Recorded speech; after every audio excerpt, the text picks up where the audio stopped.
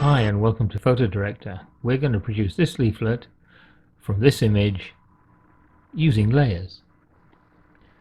We're going to use photo layers, we're going to use shape layers, and finally text layers. We're now in our main library. We've selected our main image that we want to be our base layer, and we'll open up our layers editing module in the top bar here. This gives us our image as our background layer. What we want to do now is to add a new layer, and we do that with the Add New Layer button. We're going to add a photo layer. That will give us a dialog box where we can choose which photo we wish to use, and it is presented to us as another layer, and it is on top of our main background layer. The first thing you might notice is that the lake layer is actually of a slightly different size, and we really need to resize it. So we can select our pick and move tool, and that allows us to show the boundary boxes, and we can choose a corner, make it a little larger, centralize it so that it covers our main background layer, and that's our job done. Except of course it's covered the whole of the background layer, so we can choose to change its opacity. So we will drop it down to that to give us a nice blended layer. The next thing you should notice is that each layer has an adjustment, and really that gives us almost the full adjustment possibilities for any photo, and we can choose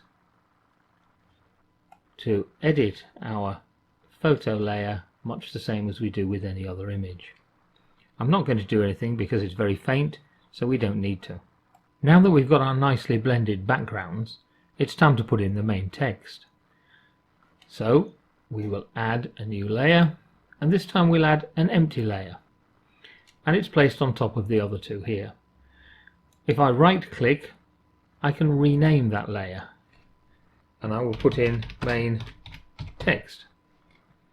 Press the OK, and that gives our layer a title. We were going to make it into a text layer, so we use the text tool. This allows us to choose the font style, the font size, the text color, and we have a full range of color picker spectrum here. We can have a border and a shadow, each with their own colors.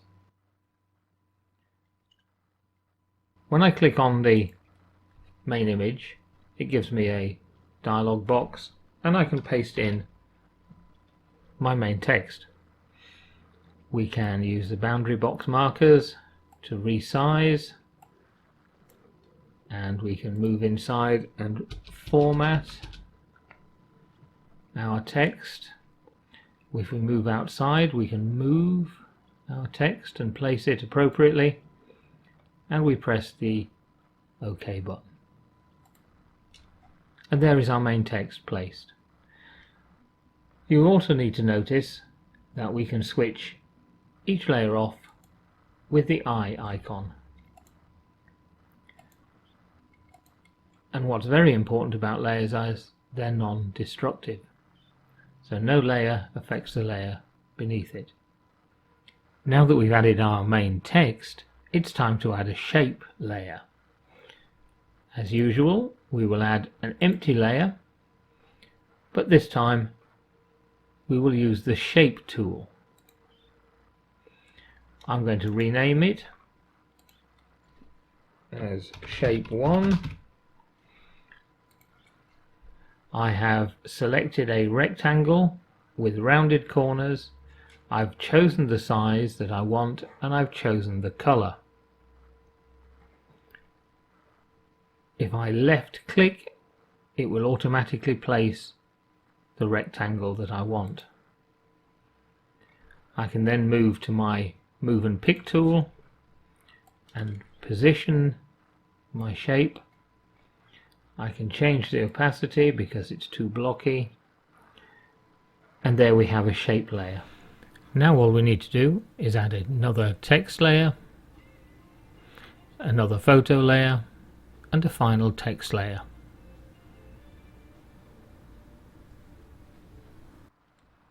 Don't forget that the layers can be reordered. If I highlight the star text and I drop it down, the text will disappear because it's behind the gold star. We'll move it back up again and it will reappear. And finally, we can save our completed file to the new PHI format using the Save To function. The PHI format keeps all the layer editing data and is also read directly by PowerDirector. Lastly, and most importantly, let's have a look at the way layers can blend together. We'll start a new image. I'm going to duplicate the layer so that I have two background layers that are identical. The top layer I'm going to desaturate to make it into monochrome. And as you would expect, using a normal blending mode and 100% opacity, all we see is a monochrome. If I use an overlay blending mode, you'll see a dramatic effect. We don't need to have that quite so dramatic, we can tone it down a little bit, but that is how blending modes work, and there are a number of blending modes to choose from. The best thing to do is to experiment with them, but the help file has some general information on how the differing blending modes work. So that's layers. It's a great tool. Thank you for watching.